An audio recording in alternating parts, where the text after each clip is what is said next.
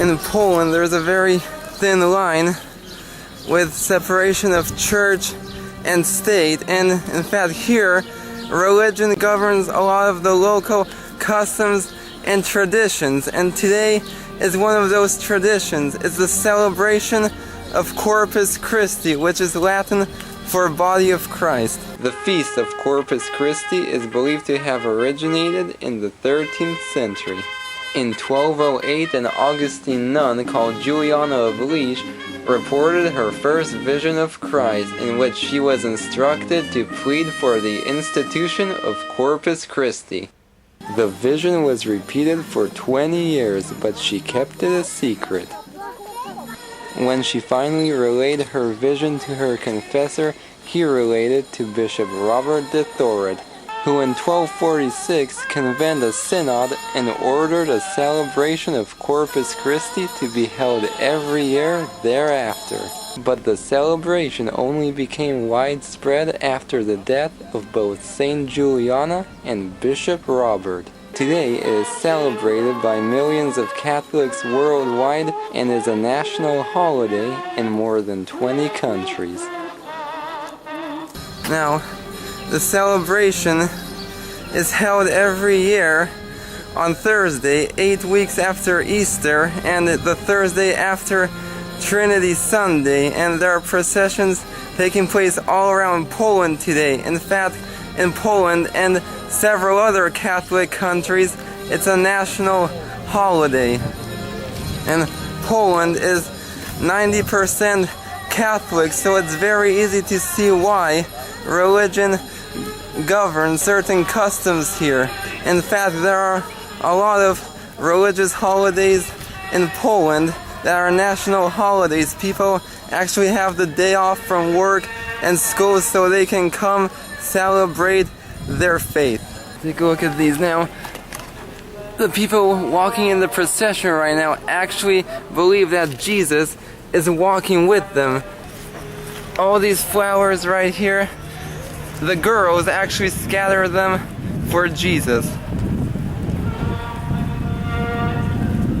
To jest ciało moje, następnie wziął kielich i dzięki uczyniwszy dał im mówiąc, pijcie z niego wszyscy, bo to jest krew mojego przymierza.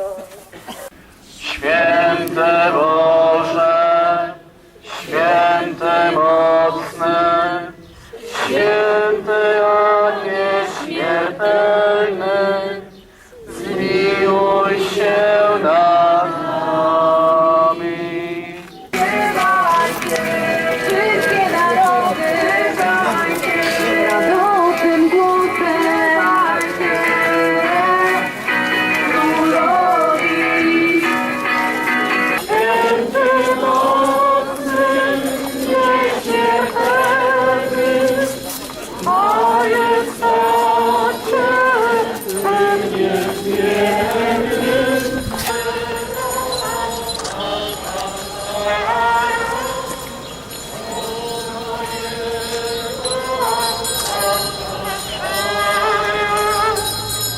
Ale dziękuję wam, że jesteście, bo można było w tym czasie, nie wiem, łowić ryby, oglądać coś w internecie, film, może zjadać drugie danie, nie może za wcześnie. Ale wiele innych rzeczy można było robić w tym czasie.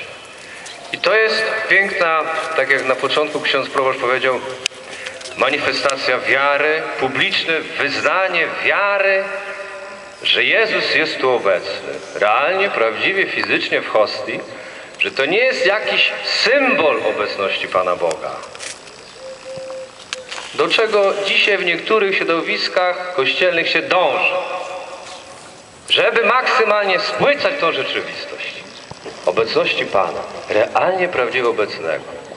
Now, during the communist era in Europe, religion was actually banned in every country except Poland. Poland was actually the only communist country that allowed free practice of religion. And during communist times, believe it or not, these blocks will all be decorated with these prayer flags and beautiful religious icons like crosses and pictures. As you see up there, all these blocks would look like this, but as you see today, not so much.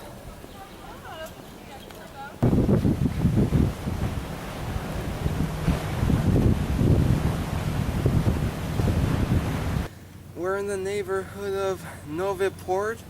Behind me is the Cleveland Lighthouse. It was completed in 1894, and it's called the Cleveland Lighthouse because it's actually a copy of the Cleveland Lighthouse found in Ohio, which is said to be the most beautiful lighthouse in America.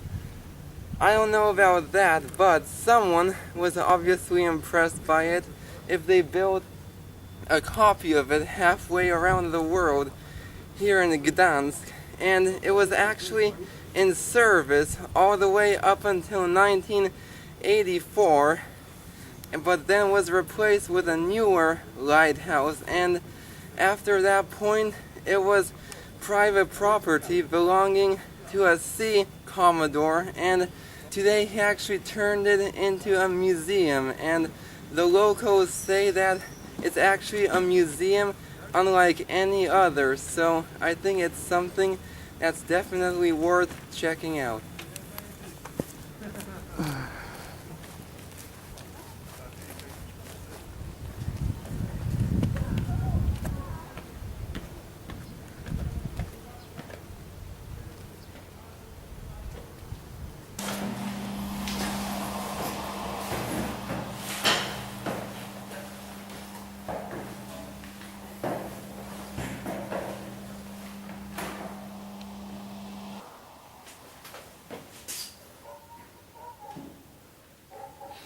Right here is the light source. Back then they would mostly use oil lamps as the lighting source. The lighthouse was pioneer worldwide because what's unique about this particular light is that it was the first light continuing uninterrupted over the night, fed from batteries that were charged during the day by a steam generator.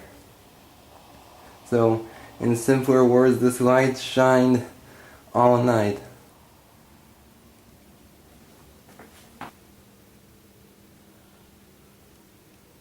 What's unique about Poland is that something is feasible here that's not financially feasible in most other European countries. Each lighthouse actually has its own keeper. If you go to any operating lighthouse, you will find that they each have their own keeper, which is something not very many countries do anymore.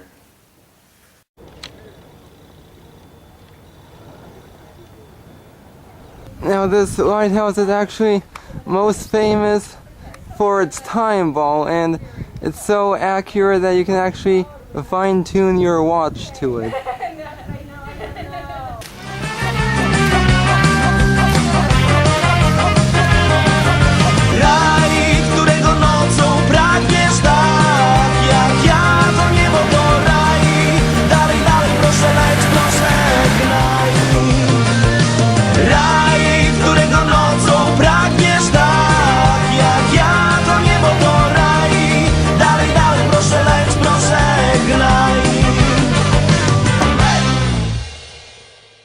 In 1772, this part of the city fell to the Prussians, but the city's port remained under Polish occupation. In an effort to stop cargo ships from sailing into the city's Polish-controlled port, the Prussians decided to build their own, hence the name Nowy Port, which means New Port. Today, in the old section of the neighborhood called Stary Port, you can still witness original Prussian architecture.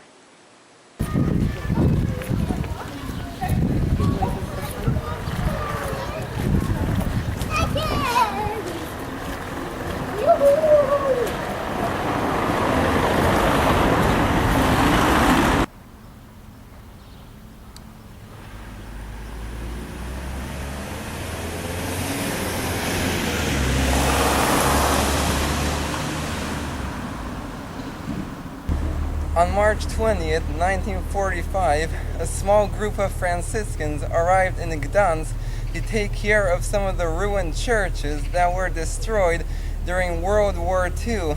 And after the war, a larger group of Franciscans arrived from Katowice, and they were responsible for helping to rebuild a lot of the churches that were destroyed during World War II. But not only that, they also were responsible for building several new churches around the city, like this one you see behind me.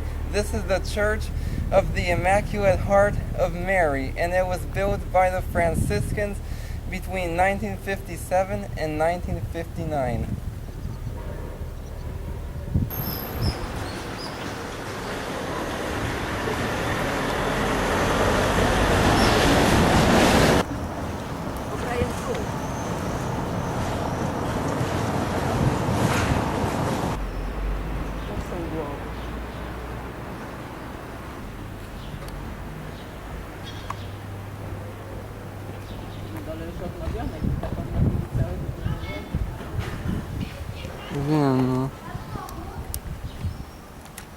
Not too far from here is one of the stadiums that was used in the 2012 Euro Cup, and being a huge soccer fan, I thought that I'd catch a bus and check it out.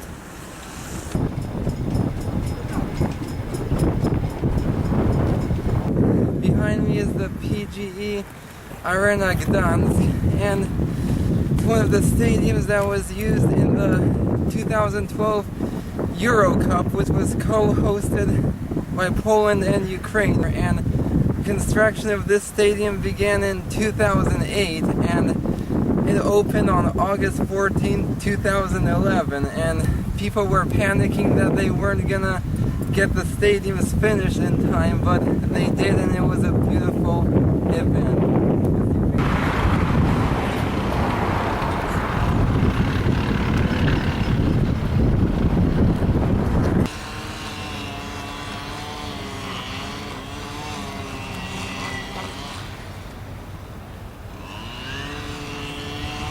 The Vistula River, the Martwa Wisła to be specific, which means the dead Vistula. On the other side is the Wisloujscie Fortress. The fortress gets its name because it sits at the mouth of what was once the Vistula River. In 1482, a brick tower was erected here, which served both as a defense tower and the city's first lighthouse. Over the next 2 centuries, subsequent defense structures were built around the tower. The fortress was finally completed in 1626 with the construction of the eastern entrenchment. The fastest way to get to the fortress is to take the ferry from Nowy Port, which runs every 20 to 30 minutes and costs only 2 zloty, about 64 cents.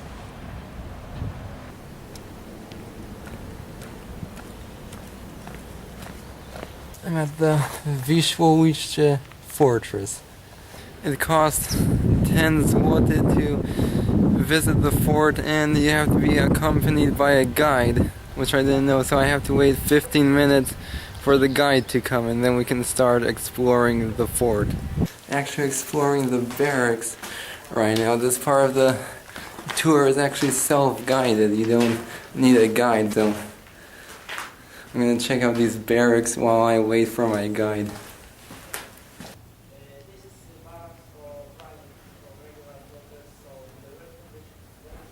Tu jest moja pani przewodniczka. Cześć. Witam, Kasia Agirre. I twierdza Wisłoujście. Pierwsza była wieża. W 1260 roku była tutaj wieża drewniana. Natomiast wieża murowana, czyli z cegły, powstała w 1480 roku. I to się zaczęła wówczas tutaj tworzyć twierdza. Następnym etapem rozbudowy twierdzy był ten mur. Ten mur zrobiono w 1560. Aha. Kiedy stwierdzono, że sama wieża nie wystarczy, trzeba wzmocnić. Czyli widzimy wieżę Wieża w 1480 roku miała 20 metrów, teraz ma 30 metrów. I jaką funkcję spełniała? Jako latarnia na początku. Tak jest. Jako latarnia, I jako obrony też. jako do obrony i również cło tutaj pobierano. Tak wyglądała przed samą wojną. W ten sposób wyglądała wieża. Ładna.